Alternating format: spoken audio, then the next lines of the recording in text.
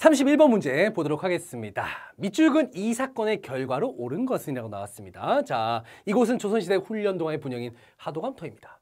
신식군대인 별기군이 훈련했던 곳으로서 99군인이 개화정책에 불만을 품고 이 사건을 일으켰을 때 이곳을 습격하였습니다. 라고 나왔습니다. 키워드가 다 나왔네요. 예, 신식군대 별기군 때문에 여기서 이제 좀 차별받던 99군인들이 이 개화정책에 불만을 품고 난을 일으켰다. 이거 뭡니까? 자, 임오군란이 되겠죠. 임오년도에 있었던 99군인들의 반란, 1882년도에 있었던 자, 임오군란이라고 볼 수가 있겠습니다. 바로 임오군란의 결과를 여러분들 찾아내시면 됩니다. 자, 우리가 이제 근현대사를 배울 때, 특히 이제 근대사 같은 경우는요, 어떤 사건을 중심으로 많이 이제 문제가 출제가 되고 있습니다. 자, 그렇기 때문에 뭐 임오군란, 뭐 갑신정변 이런 거 나옵니다. 첫 번째, 뭐가 필요합니까? 배경이 있어야겠죠. 왜 이 사건이 발생했나? 배경. 그 다음 전개 과정이 있을 거예요. 그 다음에 그 사건을 통해서 어떠한 영향을 주었고 어떠한 결과가 나왔는지 그런 것들 여러분 체크를 해두셔야 돼요. 배경, 전개 과정, 결과. 자, 바로 결과를 묻는 문제입니다. 자, 보기를 통해서 한번 찾아보도록 하겠습니다. 자, 첫 번째 1번. 일본의 통신사가 파견되었다. 일본의 통신사가 파견된 건 언제죠? 임진왜란 이후입니다. 자, 도요토미 히데요시에 의해서 이제 임진왜란이 발생했습니다. 그러면서 이제 결국은 1598년도에 자, 임진왜란이 막을 내리게 되죠. 그러면서 이제 일본의 어떤 그런 정권도 바뀌게 됩니다. 바로 이제 도쿠가와 막부, 그렇죠?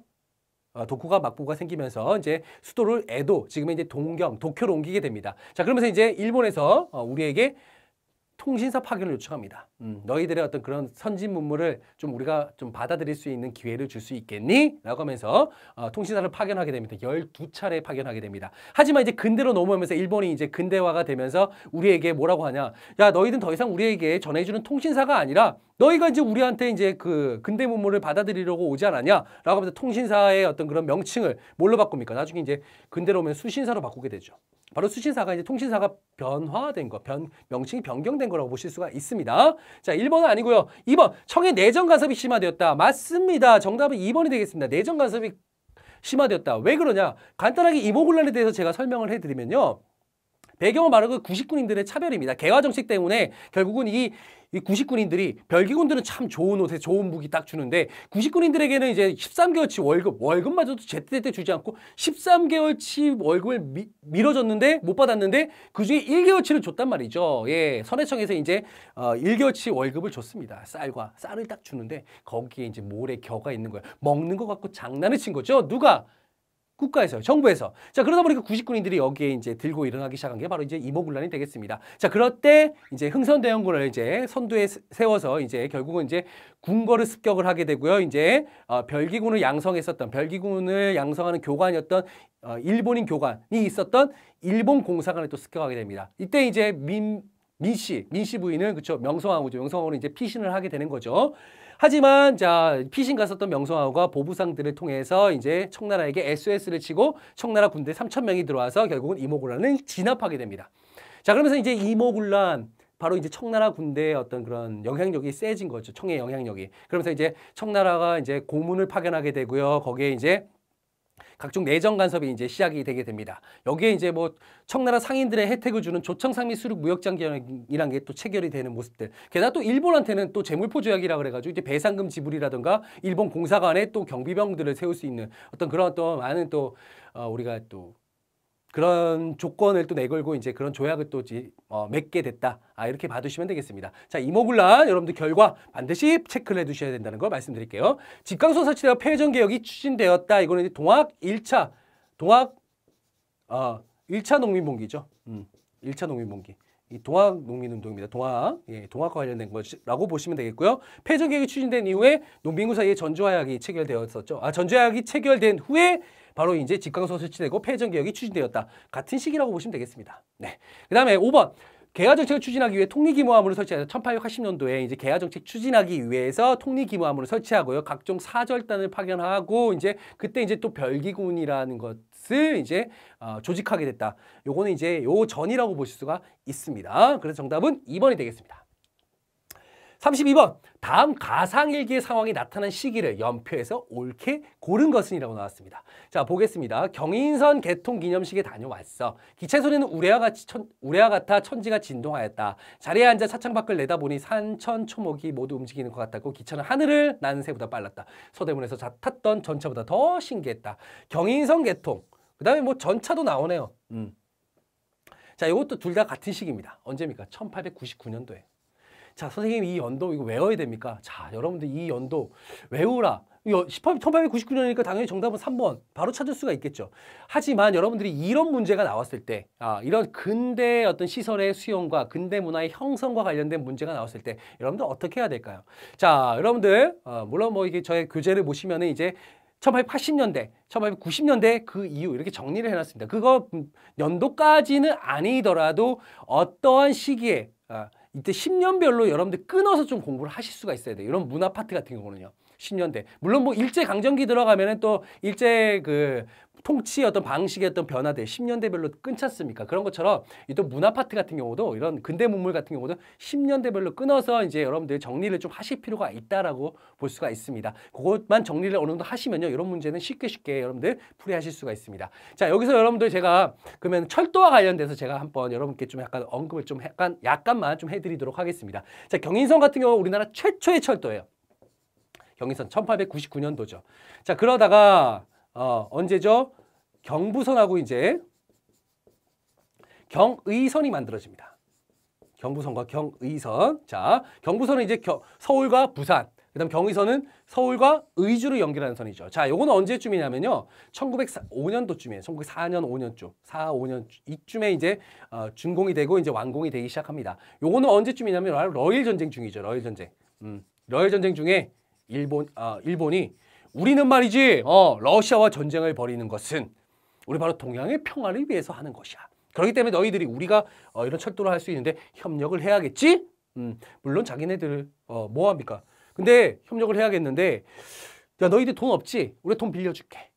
그 돈 빌려줄게 하면서 돈을 빌려줍니다. 그러면서 감독은 지들이 해요. 그러면서 우리나라 사람들이 여기다 마구마구 여기다 이제 이 철도를 짓는데 동원을 시킵니다. 많은 우리나라 조선인들이 또 죽음을 맞이하기도 했었죠. 자, 그리고 이제 그 일제강점기 그 이후에 이제 위에 호남선, 뭐 경원선 이런 것들은 이제 뭡니까? 호남선 같은 경우는 이제 뭐 때문에 만들어진 거예요? 이제 전라도에 있는 철도가 되겠죠. 요거는 이제 쌀을 가져가기 위해서, 쌀을 수탈하기 위해서 이제 이런 것들을 만들었고, 경원선 같은 경우는 이제 북쪽에 있는 또 자원들을 또 약탈하기 위해서 이런 것들을 또 많이 또 이렇게 설치하게 됩니다. 그러면서 우리나라를 완전히 자기네들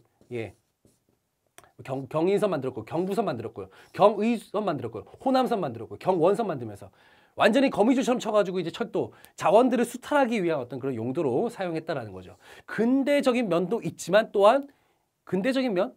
그거는 사실 조금이에요. 하지만 그들은 우리에게 근대화를 이뤄내어주기보다는 자기들의 수탈이 더 큰 목적이었다라고 볼 수가 있겠습니다. 자, 그래서 정답은 3번입니다. 33번 보겠습니다. 가에 들어갈 내용으로 옳은 것은 이라고 나왔습니다. 자, 독립문 나왔죠?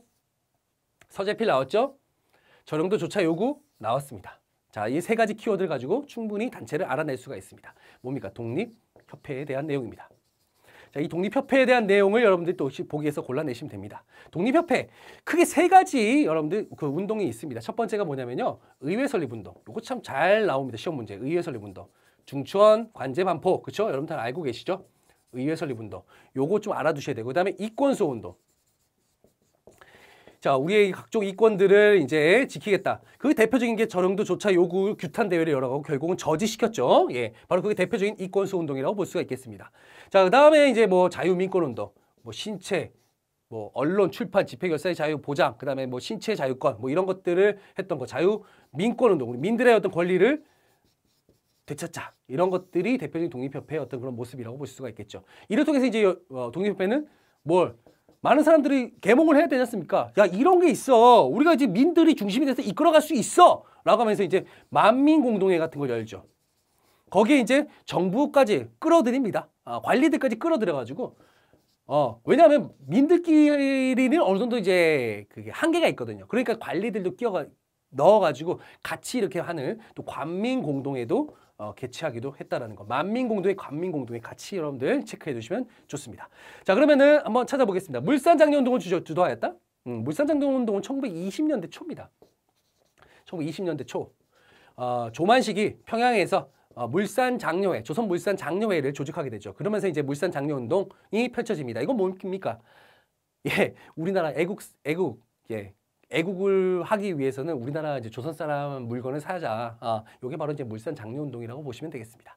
자, 2번 파리강화회의의 대표를 파견하였다. 자, 파리강화회의의 대표를 파견한 건요. 신한청년당 소속의 누구였습니까? 바로 김규식이라는 사람이었습니다. 김규식. 자, 신한청년단 소속으로 가서 파리강화회에 가서 이제 우리의 어떤 그런 독립의 어떤 필요성을 역설하고자 했으나 이제 실패로 끝났죠. 하지만 이제 신한청년단 김규식이 이제 돌아왔을 때는 이제 신한청년당이 어디로 흡수됐었습니까? 이제 대한민국 임시정부로 흡수됐죠. 그죠? 상하이에 있는. 그러면서 이제 갔을 때는 신한청년당이었는데 돌아왔을 때는 이제 대한민국 임시정부 소속이 돼버린 거죠. 네. 자, 3번 대중집회인 만민공동회 개최했다. 자, 3번이 정답이 되겠습니다. 그쵸? 4번 고종 강제퇴위 반대운동을 전개했다. 고종 강제퇴위 반대운동. 이런 보기들이 여러분들 적어 놓으셔야 돼요. 어떤 단체인지. 뭡니까? 대한자강회입니다. 대표적인 애국계몽단체라고 보실 수가 있겠죠. 대한자강회입니다. 자강회.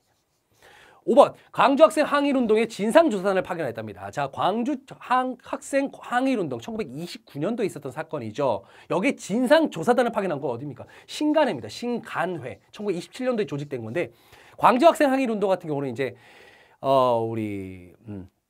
한국인 여학생, 그쵸? 한국인 여학생이 이제 그 통학하는 그 기차에서 이제 일본 남학생에게 댕기머리를 이제 잡아당기죠. 그때 이제 우리나라 남학생, 그 여학생의 이제 사촌 동생이었습니다. 여학생이 이제 박기옥이었고 이제 남자 학생이 박준채였는데 이 쪽발이 새끼들, 이 문어대가리 새끼들 하면서 때려보신 거예요. 그렇죠? 때린 거예요. 그러면서 이제 한국인 학생과 일본인 학생 간의 패싸움이 벌어집니다. 그런데 그 조사 과정에서 이제 일본 경찰이 편파 조사를 하게 된 거죠. 일본인 학생들 다 돌려보내고 한국 학생들한테만 이제 조사를 하면 그런 모습을 보이게 되자 신간회에서 진상조사단을 파견을 하고 여기에 대한 민중대회를 또 개최하게 되면서 전국적인 운동으로 펼쳐지게 된 게 바로 광주학생 항일운동입니다. 아시겠죠? 정답은 3번입니다. 34번 가마에 들어갈 사실로 옳은 것은. 자, 경제 문제가 사실 잘 안 나오는데 이번에 좀 나왔네요. 자, 요거 어렵지 않습니다. 요거 정확하게 여러분들 이게 어렵지 않은 문제예요. 예, 아주 중급에서 아주 어렵지 않은 문제인데 좀 어렵게 느낄 수도 있다라고 볼 수가 있습니다. 왜냐하면 정확하게 여러분들 이런 명칭들을 파악을 못하면요 어렵게 느낄 수가 있습니다. 충분히. 자, 저와 함께 하나하나씩 풀어보도록 하겠습니다. 자, 가보겠습니다. 일본의 곡물 유출이죠. 일본의 곡물 유출. 자, 일본이 이제 1876년 강화도 조약 이후에 이제 우리가 개항을 했지 않습니까? 그러면서 이제 물론 당시에는 거류지 무역, 그쵸? 그 거류지 안에서만 이제 무역이 가능했는데, 그때 이제 일본이 계속해서 가져갔던 건 뭡니까? 자기네들이 이제 공업화가 시작되다 보니까 쌀이 부족한 거예요. 그래서 우리나라에게 쌀을 많이 사갑니다. 쌀을 무제한으로 갑니다. 제한을 두지 않았었어요. 뭐 뺏어가는 거 수탈은 아니었어요. 물론 돈 주고 사는데, 자기네들이 이제 값싼 영국산 면제품 같은 것들 우리에게 주고, 이제 자기네는 쌀이라든가 아니면 쇠가죽 같은 것들을 많이 가져갑니다. 근데 그걸 제한을 두지 않다 보니까 엄청나게 가져갑니다. 자, 쌀이 많이 가져간다는 건 우리나라에 먹을 쌀이 부족해진다는 뜻이죠. 그렇죠? 자, 그러다 보면 당연히 쌀값이 폭등하고 고가가 폭등합니다. 이런 어떤 기본적인 어떤 우리의 어떤 물품들의 가격이 폭등하게 되면요, 다른 물가까지 다 폭등하게 되는 그런 모습들을 보이거든요.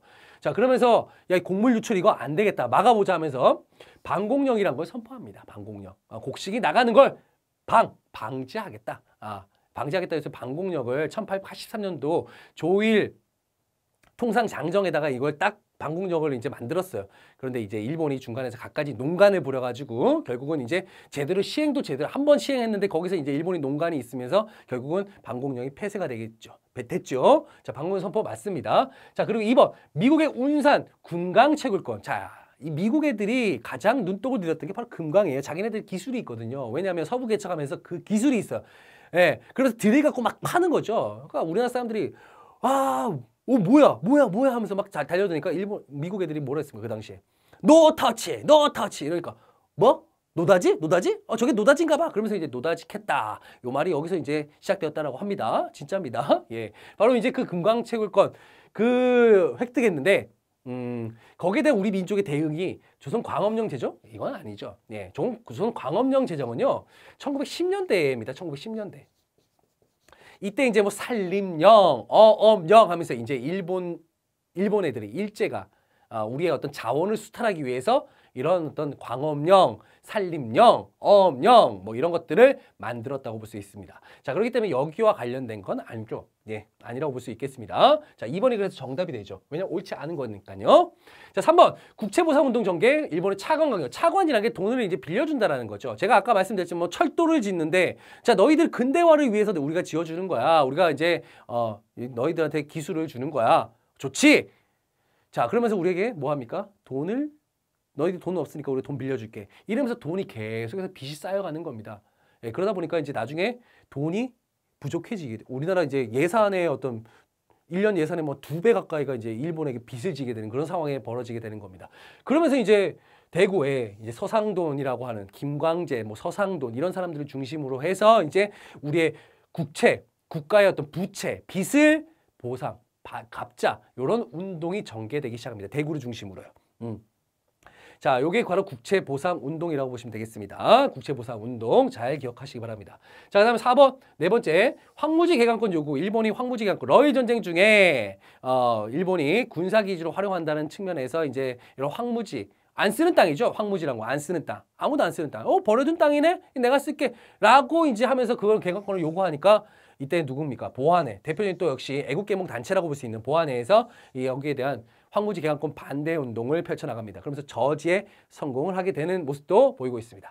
자, 그다음 외국 상인들의 상권 침탈. 자, 상권 침탈은 뭐 계속됐죠. 개항 이후에 뭐 일본 상인들 여기에 이제 이모군란 이후에는 청나라 상인들까지 이제 내지로 들어옵니다. 내지라는 거는 이제 거류지라고 해서요. 이제 항구 주변에서 항구 내 4km 안에서만 이제 장사를 할 수 있었는데 이제 1882년도 이모군란 이후에 조청 상미 수륙 무역 장정이라는 걸 통해서 청나라 상인들이 이제 내지 그 거류지가 아닌 안쪽까지 들어서 장사할 수 있는 어떤 그런 권한이 생겨요. 거기에 이제 많은 국가들이 최애국대요. 우리도 저만큼 혜택을 줘야지라고 하면서 일본 상인 뭐 각종 다른 나라 타 국가의 상인들이 들어오기 시작합니다. 그 중에서 가장 상권 침탈이 극심했던 나라는 어떤 나라였을까요? 바로 일본 상인과 청나라 상인이에요. 왜 다른 나라들 같은 경우는 너무 멀리 있다 보니까 상인들이 그렇게 많지가 않습니다. 그 수가 많지가 않아요. 근데 일본 상인, 청나라 상인들 가까우니까 많이 들어온단 말이죠. 그들의 상권의 침탈이 심하다 보니까 야, 이거 안 되겠다. 우리가 이제 국가에다가 이제 한마디로 항의를 하는 거죠. 우리 이런 식으로 할 거면 시장에서 우리 물건 안 팔아요. 뭐 이러면서 뭐 하면서 철시투쟁을 벌이기도 했다라는 거죠. 나중에는 이게 철시투쟁이 안 통하니까 이제 한국중앙총상회라는 걸 시전 상인들이 또 만들기도 했었습니다. 자, 그건 나중에 여러분들 공부하시면 근대사 공부하다 보면요, 경제사 파트 공부하다 보면 어느 정도 그 흐름을 파악하실 수 있습니다. 자, 그래서 정답은 몇 번인가? 2번이 정답이 되겠습니다. 35번입니다. 다음 가상 뉴스에서 보도하는 정책에 대한 설명으로 옳은 것을 보기에서 고른 것을. 자, 정부는 탁지부령. 자, 이런 것도 잘 알아두시기 바랍니다. 탁지부령 1호를 공포했답니다. 탁지부는 재정을 담당하는 곳이죠. 자, 공포하여 900동화를 새로운 화폐로 교환하기로 했습니다. 화폐의 상태를 따져 차등 교환해 주지만 형태나 품질이 조악한 것은 교환해 주지 않는다고 합니다. 자, 이거 뭡니까? 바로 화폐 정리 사업이에요. 1905년도에 있었던 화폐 정리 사업.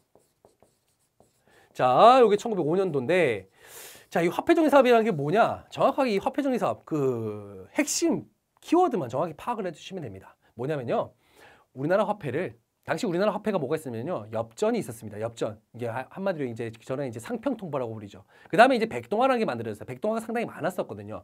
자, 이 백동화가 있었는데, 요 백동화가 거의 대부분이다 보니까 이 백동화를 일본 화폐, 일본 제일은행권 화폐로 바꾸는 작업이에요. 우린 지금 현재 어떤 화폐를 쓰고 있습니까? 한국은행권 화폐를 쓰고 있어요. 그런데 제일은행권 화폐로 바꾸는 작업을 하는 겁니다.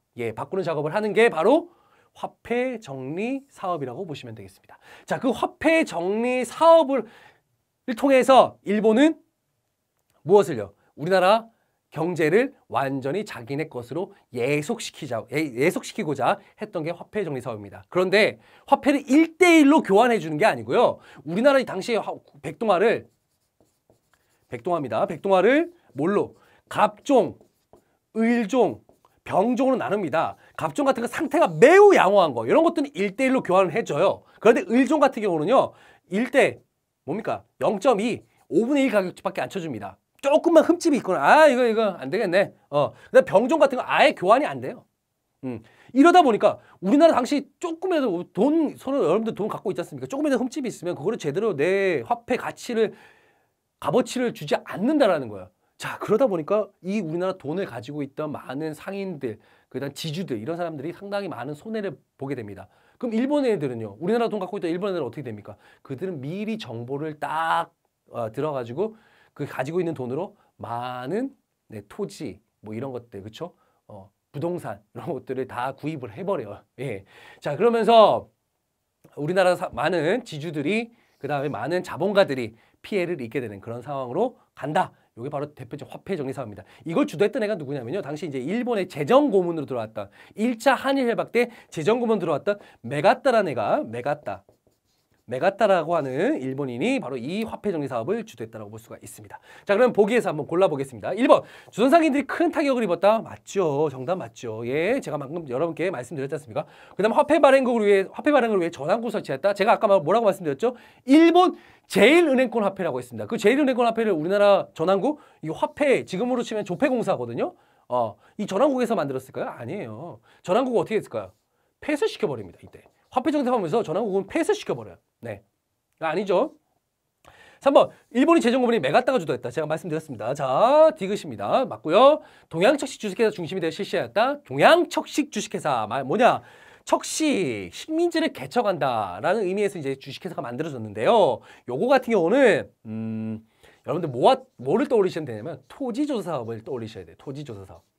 1912년부터 1918년도까지 있었던 토지조사 사업. 우리나라 많은 토지를 약 40% 가까이를 뺏어갔던 이 토지조사 사업. 여기에 핵심이 바로 동양척식 주식회사라고 볼 수가 있습니다. 자, 여기 동양척식 주식회사는 토지조사 사업과 연결해서 보시기 부탁드리겠습니다. 자, 그래서 기억 디귿 정답은 몇 번입니까? 2번이 정답이 되겠습니다. 36번 보겠습니다. 교사의 질문에 대한 학생의 답변으로 옳은 것은 자, 아까 또 대한자강의 헌정연구의 신민회. 매우 쉬운 문제. 2점이라기보다 1점에 가까운 문제라고 볼 수가 있겠습니다. 1점에 가까운 문제.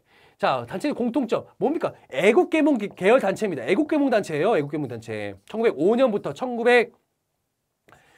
대표적으로는 1905년, 만약에 을사늑약 체결 전후로 해서 한일 병합 이전 전후까지 활동했던 대표적인 애국계몽 단체.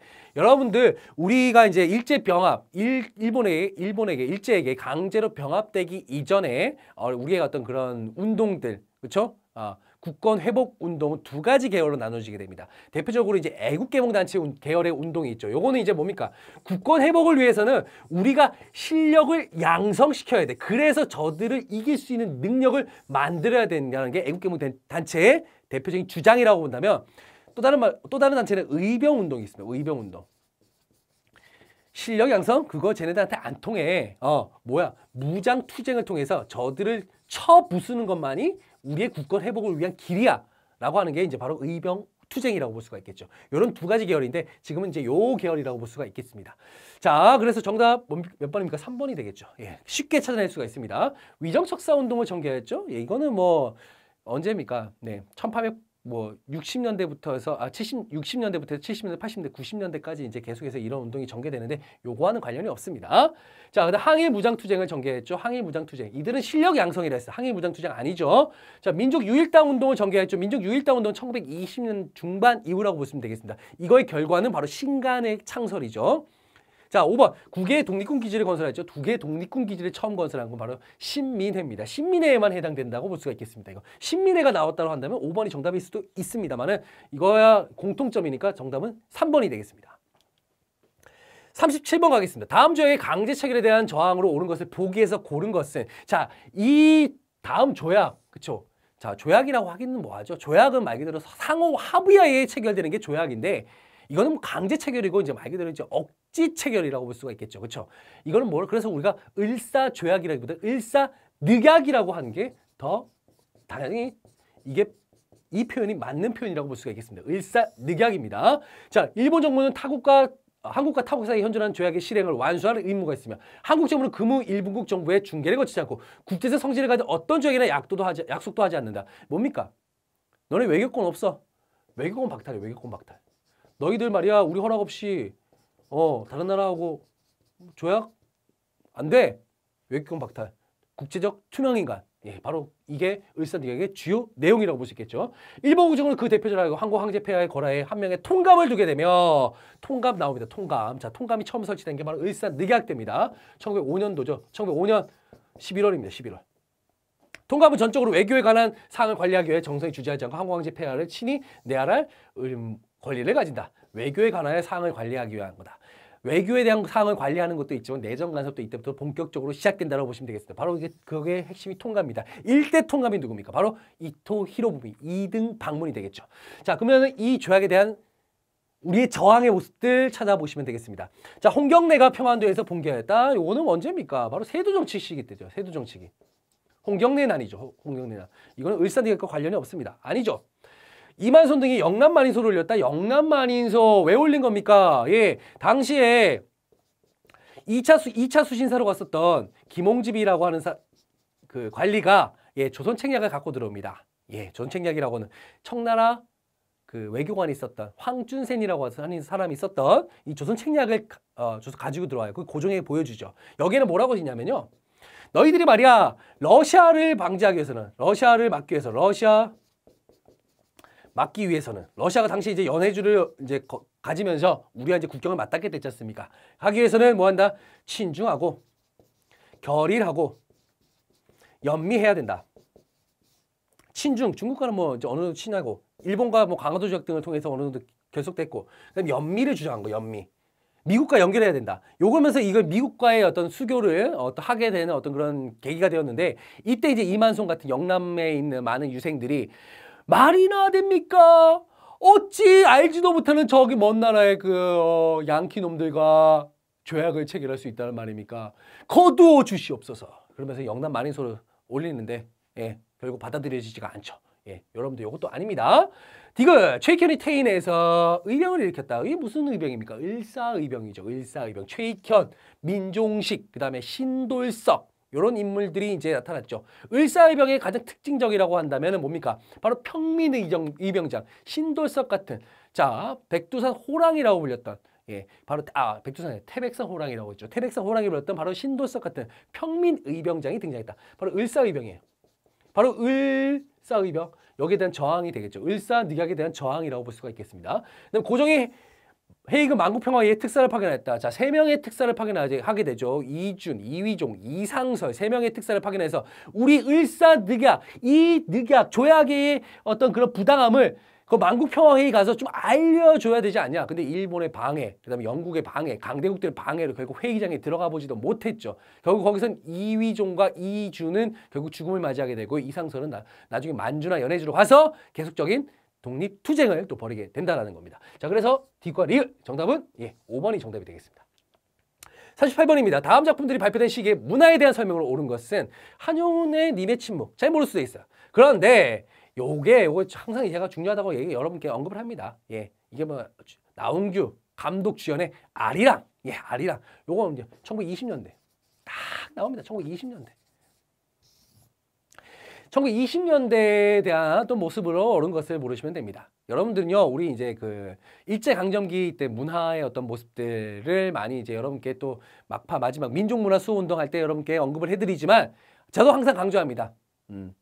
1920년대 특히 문화활동들 이걸 잘 여러분들이 봐두셔야 된다. 왜냐하면요, 1910년대에는 이제 일제가 이제 말 그대로 이제 한일 병합을 한 후에 이제 강력하게 이제 억누르는 작업. 그러니까 어떤 문화도 이게 숨 쉴 틈이 없는 거예요. 예, 숨 쉴 틈이 없는데 20년대 가면 이제 3.1운동 이후에 문화 통치라고 하면서 어느 정도 우리가 이제 어떤 그런 문화적인 것들에 대한 혜택을 조금 받을 수 있는 조건이 조금 생겼어요. 그러면서 이제 이런 것들이 만들어지기 시작한다는 거예요. 그래서 20년대 문화 활동이 좀 여러분들 좀 유심히 좀 살펴봐야 된다라고 제가 언급을 해드리는 겁니다. 아시겠죠? 자, 그러면 20년대 찾아보겠습니다. 자, 신소도의 금수의 이록이 발표됐다. 이거는 1908년도입니다. 이건 언제냐면요, 1910년 한일병합 이전이 되겠습니다. 아닙니다. 자, 계몽적 성격의 창가인 경부철도가가 만들었다. 이것도 역시 그 전이기 때문에 역시 아닙니다. 자, 이전이죠. 1910년 이전이라고 볼 수가 있겠습니다. 청바지와 통기타로 상징된 청년문화. 통기타? 예, 청바지? 요거 1970년대 아니에요? 예. 예, 이후죠. 1970년대 이후죠. 예. 자, 4번 문학의 현실 참여를 강조한 신경향파 작가들. 자, 신경향파 작가들 요게 정답이에요. 자, 여러분들 이거 문화사 파트 했으면은 R이랑 그다음에 20년대 문학에 있었던 신경향파. 신경향파라는 게 뭐냐면요.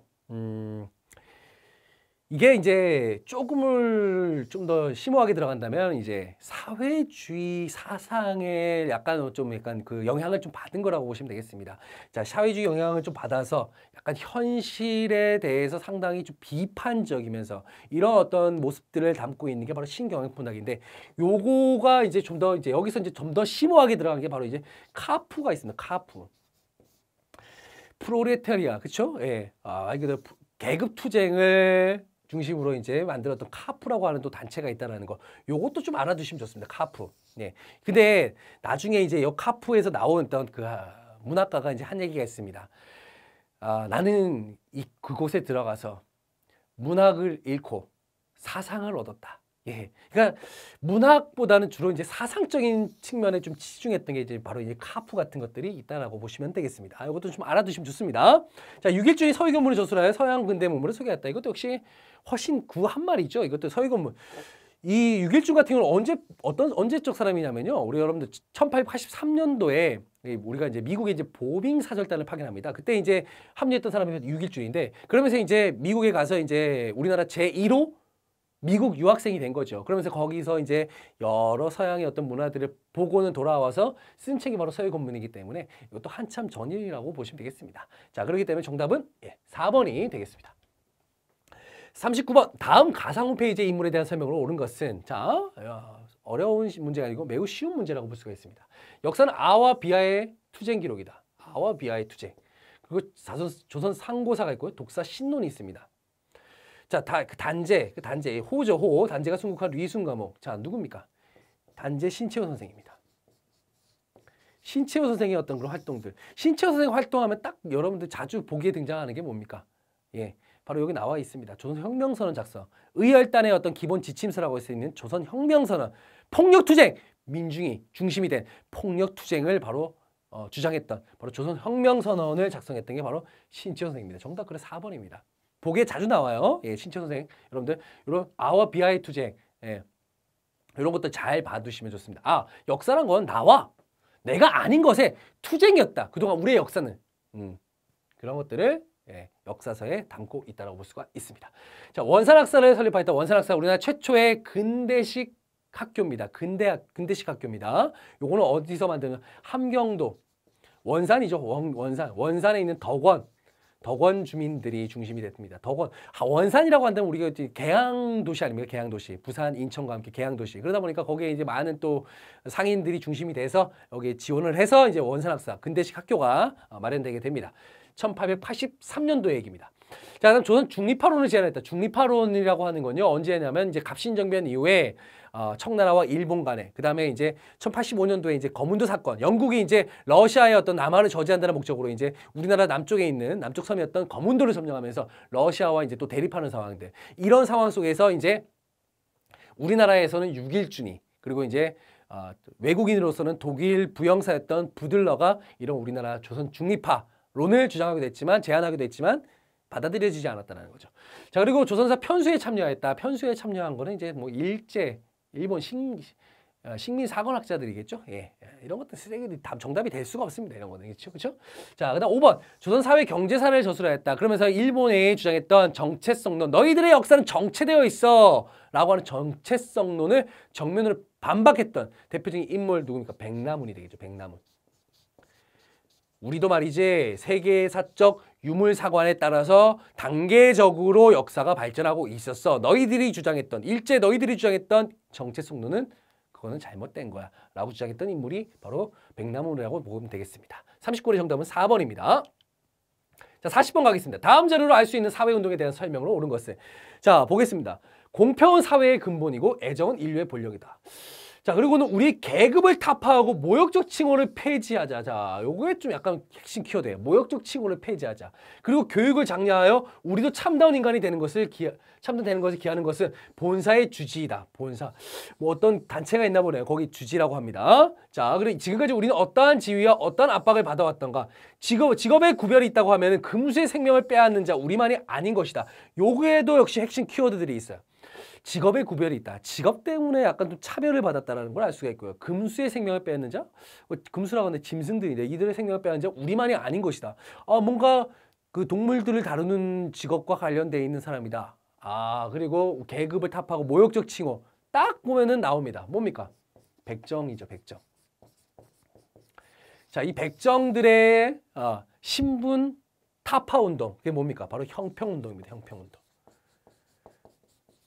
우리도 이런 계급 차별 이런 것들 우리 하지 말자라고 하면서 형평 운동을 펼쳐나가죠. 그러면서 1923년도에 어디에 진주에 조선 형평사라는 것을 조직을 하게 되죠.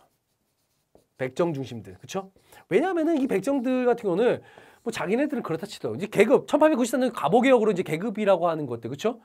신분이라고 그게 이제 완전히 타파됐는데도 불구하고 계속적으로 일제 강점기 넘어가는데도 계속적으로 이제 이런 차별을 계속 받게 되니까 이제 이 자신들이 힘을 합쳐갖고 이제 이런 조직을 만들게 되고 이런 운동을 펼쳐 나갔다라는 거죠. 자, 이 운동에 대한 설명을 오는 것을 모르시면 됩니다. 해상국의 혁파를 주장했다. 요거는 이제 갑신정변 때 누굽니까? 예, 급진개화파들이죠. 급진개화파. 또 다른 말로 급진개화파를 또 다른 말로 뭐라고 합니까? 우리가 진정한 개화다. 그래서 자기들을 개화당이라고 부르기도 했었죠. 정부의 헌의육주를 건의하였다. 예, 이건 독립협회. 예, 독립협회에서 관민공동회를 개최하고 거기에서 이제 헌의육주를 건의하기도 했었죠. 중국의 오사운동에 영향을 끼쳤다. 3.1운동입니다. 3.1운동. 세계 약소 민족 운동에 영향을 끼쳤다는 거. 4번 광주에서 시작하여 전국으로 확산되었다. 광주 학생 항일운동입니다. 광주 학생 항일운동. 자, 그 다음 5번 백정에 대한 사회적 차별 철폐를 주장했다. 이거 정답이 5번이 되겠네요. 자, 그렇게 어렵지 않습니다. 자, 그래서 40번의 정답은요. 예, 5번이 되겠습니다.